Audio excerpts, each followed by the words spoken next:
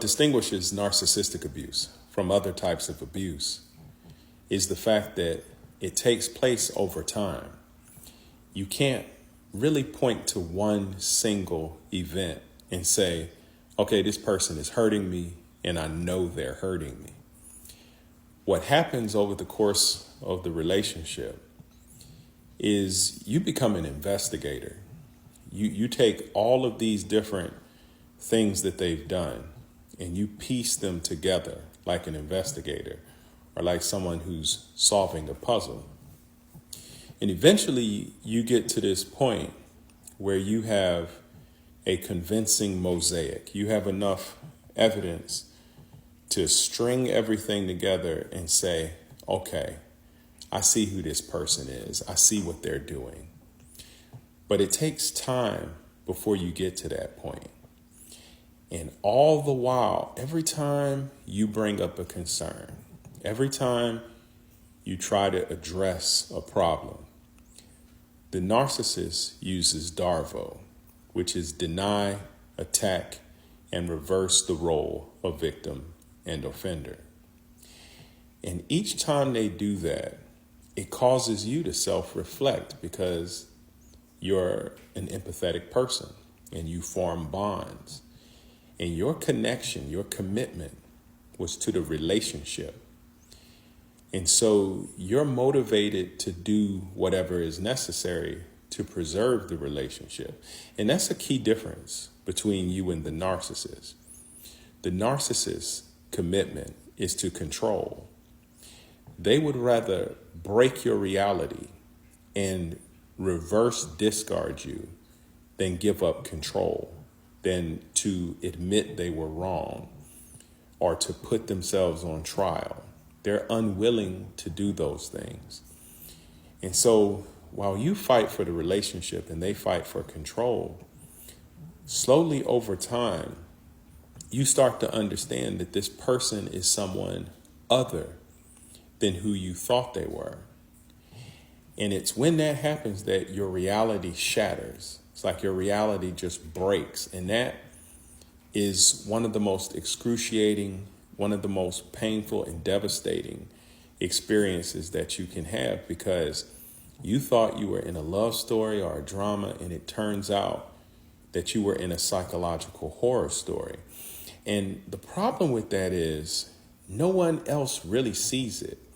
When you're in a relationship with someone who is a narcissist and you're dealing with their different tactics, their personality disorder, and just all of the psychological assaults, it's very difficult, if not impossible, to convey to the people around you what's going on in that relationship for a number of reasons. Number one, the narcissist has most likely already gotten to everybody and convinced them of their version of what's going on in the relationship. And they've recruited all these flying monkeys to be on their side.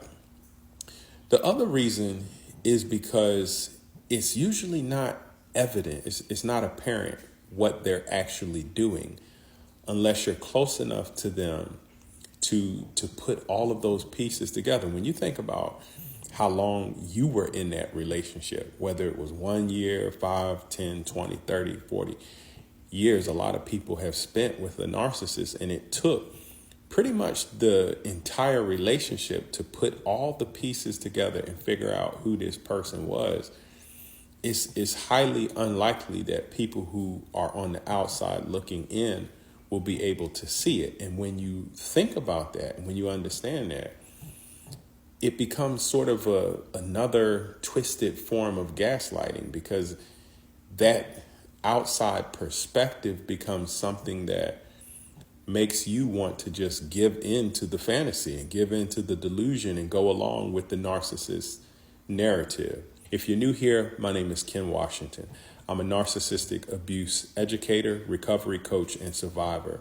And I help people who are in narcissistic relationships, coming out of those relationships, are just starting to wake up to the reality of what that relationship is.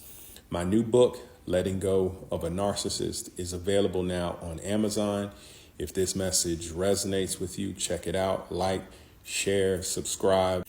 Particularly if you come from an upbringing, you came from a home in your childhood, the tactics that the narcissist used were similar to the tactics used in your childhood, you're more likely to normalize those behaviors and find those behaviors to be something that's familiar, which would induce you and influence you to want to just maintain the status quo and stay in that relationship. Because remember, we are always either running toward pleasure or running away from pain. And that's where the betrayal and the betrayal blindness comes in, where you blind yourself to certain things that they're doing in order to maintain the fantasy, because the fantasy provides you with a semblance of connection, a semblance of love, a semblance of just being with someone who you feel good with and feel comfortable with. And a lot of times it's easier to just hold on to that instead of facing reality.